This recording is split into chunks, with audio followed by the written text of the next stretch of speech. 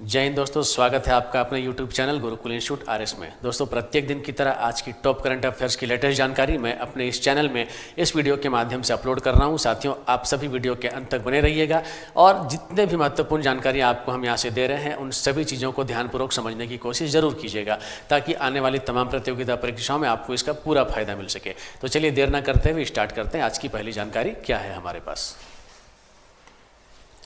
तो सबसे पहले हम लोग बात करेंगे कला और संस्कृति को बढ़ावा देने के लिए वित्तीय सहायता योजना शुरू की जा रही है। जी हाँ, अब कला और संस्कृति को बढ़ावा देना मुख्य उद्देश्य और इसके तहत एक योजना जो आई हुई, योजना का नाम क्या है? वित्तीय सहायता योजना। मैं आपको बता दूं कि इस योजना का लाभ किसको मिलेगा। तो मैं आपको बता दूं कि इस योजना का जो लाभ मिलने वाला है वो जितने भी सांस्कृतिक संगठन होंगे, जी हाँ, जितने भी सांस्कृतिक संगठन होंगे, सांस्कृतिक संगठन याद रखेंगे, सांस्कृतिक संगठनों को प्रोत्साहित करने के उद्देश्य से, ठीक है, वित्तीय सहायता योजना की शुरुआत की जा रही है। और इसका जो सबसे मुख्य उद्देश्य है वो क्या है? तो कला और संस्कृति को बढ़ावा देना। ठीक है। अब दोस्तों, यहाँ पर मैं आपको बता दूं कि भारत के संस्कृति मंत्री कौन है। जी हाँ, भारत के कला एवं संस्कृति मंत्री या फिर भारत के केंद्रीय संस्कृति मंत्री कौन है दोस्तों? तो मैं आपको बता दूं कि कला एवं संस्कृति मंत्री जो भारत के, उनका नाम है श्री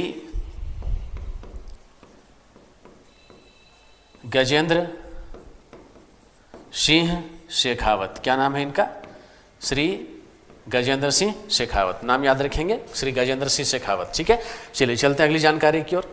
दोस्तों, अब जो अगली जानकारी है, भारत ने चेन्नई में पहला मधुमेह बायो बैंक शुरू किया। जी हाँ, अब यहाँ से एक महत्वपूर्ण जानकारी है कि भारत ने क्या किया है? चेन्नई में, कहाँ? चेन्नई में, मद्रास जिसे हम लोग पहले जानते थे और वर्तमान में अब चेन्नई के नाम से हम लोग सभी इसे जानते हैं। तो मद्रास ने चेन्नई में पहला मधुमेह बायो बैंक शुरू किया। जी हाँ, डायबिटीज बायो बैंक की बात हो रही है यहाँ पे। आप लोगों को मैं बता दूं कि ICMR मतलब इसको हम लोग क्या कहेंगे? इसको हम लोग बोलेंगे दोस्तों भारतीय चिकित्सा अनुसंधान परिषद। जी हाँ, भारतीय चिकित्सा अनुसंधान परिषद। और इसके अलावे मद्रास मधुमेह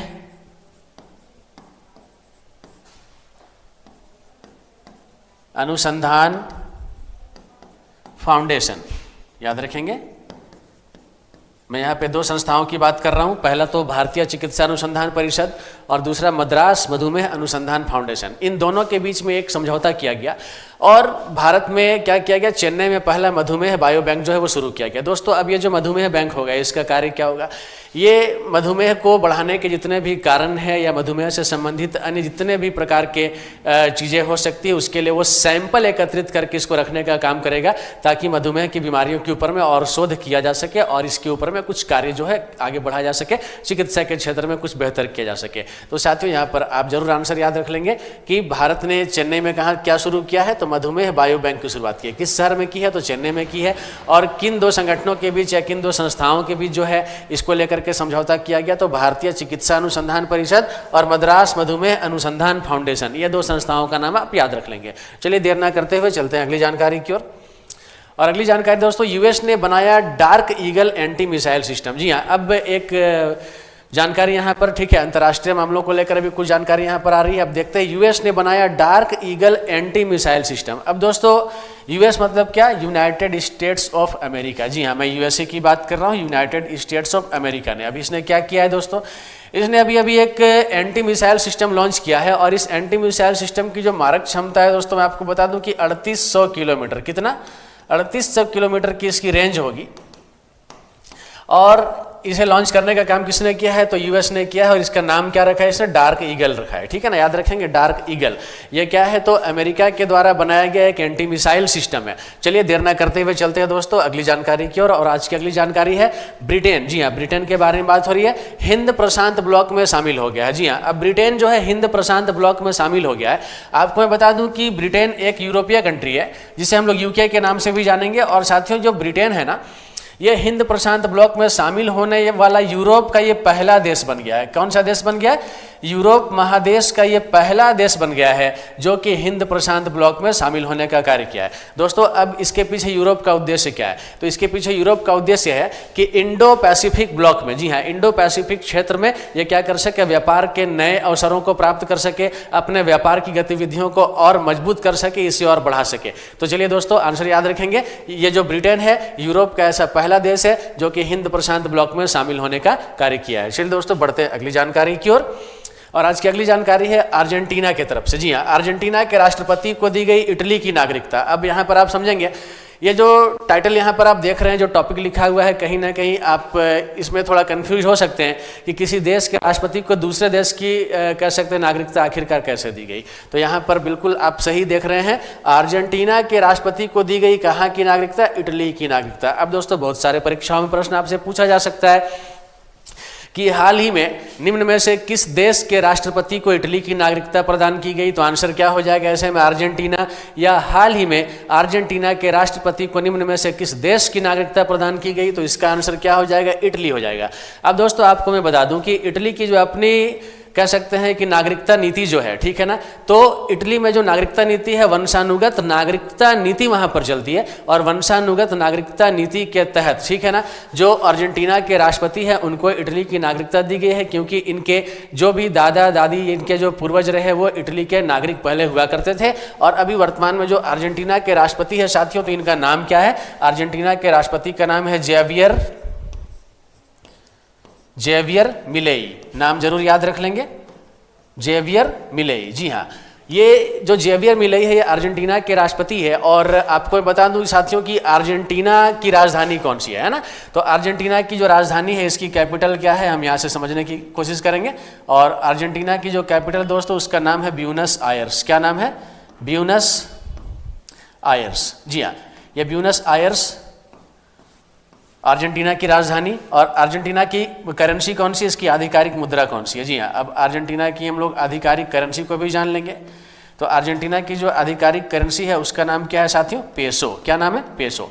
अर्जेंटीना में क्या चलता है? पेसो चलता है। तो पेसो आधिकारिक मुद्रा है, कैपिटल ब्यूनस आयर्स है, और राष्ट्रपति का क्या नाम है? जेवियर मिलेई है। ठीक है, अब दोस्तों हम लोग बात करें, हाँ दोस्तों अब लोग बात करें कि इटली की नागरिकता मिली है तो इटली के प्रधानमंत्री कौन है? तो जरूर हम लोगों को जानना चाहिए। अब इटली के पीएम का नाम हम लोग जानेंगे, ठीक है ना। तो इटली के पीएम का नाम क्या है? तो इटली के पीएम का नाम है जॉर्जिया मेलोनी। क्या नाम है इनका? Giorgia Meloni. यह इटली के पीएम का नाम है। अब दोस्तों इटली की राजधानी कौन सी है? तो इटली की राजधानी के बारे में आपको जानकारी दे दूं। इटली की राजधानी साथियों कौन सी है? रोम है। कौन सी? रोम इटली की राजधानी है। और इटली की मुद्रा कौन सी है? तो साथियों इटली की जो करेंसी है, इटली की करेंसी क्या है? तो इटली की करेंसी है साथियों यूरो। कौन सी? यूरो। जी हाँ, ये एक यूरोपियन कंट्री है और यहाँ पर आधिकारिक मुद्रा के रूप में क्या चलती है? तो यूरो चला करती है, ठीक है ना। तो याद रखेंगे PM Giorgia Meloni, capital Rome, और करेंसी क्या है वहाँ पे? यूरो है, ठीक है। तो चलिए दोस्तों, मुझे लगता है कि आप लोगों ने अच्छे तरीके से सारे नाम को याद कर लिया होगा। और अब बढ़ते हैं अगली जानकारी की ओर। अब हम लोग बात करेंगे एक राष्ट्र एक चुनाव के बारे में। किस चीज के बारे में? एक राष्ट्र एक चुनाव के बारे में। जी हाँ साथियों, अभी देश में पूरी तरह से चर्चा का विषय, अपने देश भारत में एक साथ लोकसभा और विधानसभा के चुनाव कराए जाने की चर्चा इस वक्त जोरों पर है। और पिछले दिनों हम लोगों ने देखा कि एक राष्ट्र एक चुनाव समिति, जिसके अध्यक्ष कौन थे? रामनाथ कोविंद, जो कि भारत के पूर्व राष्ट्रपति भी है, ठीक है ना, उनके द्वारा, ठीक है, एक सिफारिश जो है वो दी गई और केंद्र समिति को इसकी रिपोर्ट सौंपी गई, केंद्रीय सरकार को इसकी रिपोर्ट सौंपी गई, माफ कीजिएगा। और केंद्र सरकार ने इसे अपने मंत्रिमंडल से पारित कर दिया, अपने कैबिनेट से पारित करने के बाद वर्तमान में जो शीतकालीन सत्र संसद का चल रहा है, उस शीतकालीन सत्र में एक देश एक चुनाव विधेयक को क्या किया? वहां पर शामिल करने का काम किया, प्रस्तुत करने का काम किया, और लोकसभा से भी इसे अब पारित कर लिया गया है। जी हाँ, अब इसे देखा जाए तो यह है क्या? तो वास्तव में पूरे देश में है ना, यानी कि पूरे भारत में एक साथ लोकसभा और विधानसभा के चुनाव जो है वो कराए जाने की सिफारिश, ठीक है, समिति के द्वारा की गई है। और इस समिति के अध्यक्ष कौन है? तो इस समिति के अध्यक्ष का नाम आप लोग जरूर याद रखेंगे, पूर्व राष्ट्रपति श्री रामनाथ कोविंद। क्या नाम है? पूर्व राष्ट्रपति श्री रामनाथ कोविंद। अब ये रामनाथ कोविंद कौन है साथियों? तो ये रामनाथ कोविंद एक राष्ट्र एक चुनाव या एक देश एक चुनाव समिति के ये अध्यक्ष हैं। चलिए साथियों, चलते अगली जानकारी की ओर। और अगली जानकारी है रेलवे संशोधन विधेयक को लेकर के। जी हाँ, अब रेलवे संशोधन विधेयक, ठीक है ना, रेलवे के कानूनों में कुछ संशोधन किया जाना है। दोस्तों मैं आपको बता दूं कि 1905 ईस्वी का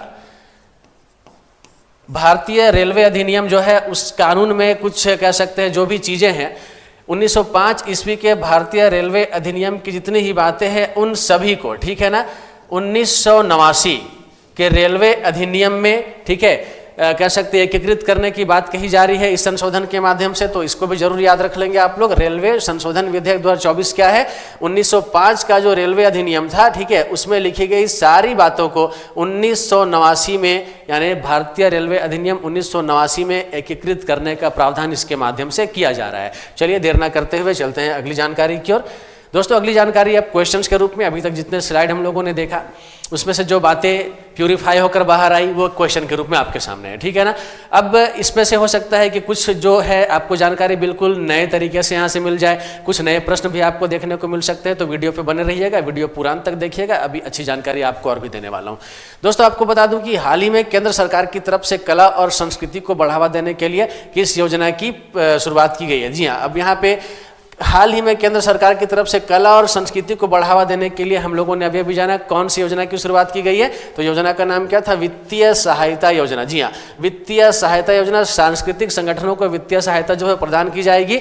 नाम इसका पूरा क्या होगा, फाइनेंशियल असिस्टेंस स्कीम। जी हाँ, हिंदी में हम क्या बोलेंगे, वित्तीय सहायता योजना बोलेंगे। चलिए चलते हैं अगले क्वेश्चन की ओर।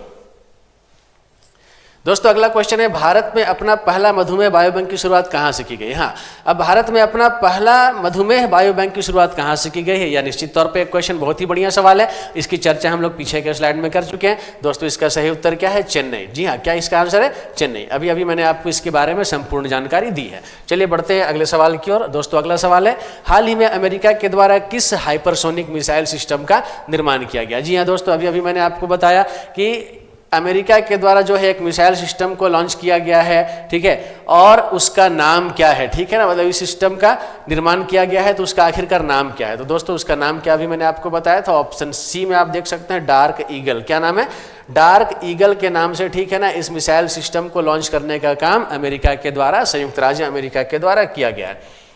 आपके सामने अगला प्रश्न है, ब्रिटेन हिंद प्रशांत ब्लॉक में शामिल हुआ है और ऐसा करने वाला वह यूरोप का कौन सा देश है। जी हाँ, आपको अभी भी मैंने जानकारी दी कि ब्रिटेन जो है ना, अपने व्यापारिक गतिविधियों को बढ़ाने के लिए, व्यापार के अवसरों को तलाशने के लिए, ठीक है ना, हिंद प्रशांत ब्लॉक में शामिल हो गया है। और कुल मिलाकर के ऐसा करने वाला वह यूरोप का कितने नंबर का देश है, तो ऐसा करने वाला वह यूरोप का पहला देश होगा। जी हाँ, इसका सही उत्तर क्या होगा, पहला। ठीक है, यूरोप क्या है, पहला ऐसा राष्ट्र है यूरोप का। चलिए बढ़ते अगले प्रश्न की ओर। साथियों अगला प्रश्न है, एक राष्ट्र एक चुनाव समिति की अध्यक्षता कौन कर रहा है। अभी तुरंत मैंने आपको बताया है, एक राष्ट्र एक चुनाव क्या है, पूरे देश में लोकसभा और विधानसभा के चुनाव को एक साथ कराने की सिफारिश इस समिति के द्वारा की गई है। और इस समिति के अध्यक्ष कौन है, तो दोस्तों मैं आपको बता दूं, इस समिति के अध्यक्ष मैंने हम चर्चा की थी पहले, पूर्व राष्ट्रपति श्री रामनाथ कोविंद। क्या लिखा है, ऑप्शन नंबर ए आपका करेक्ट आंसर होगा, पूर्व राष्ट्रपति श्री रामनाथ कोविंद। चलिए बढ़ते हैं अगली जानकारी की ओर।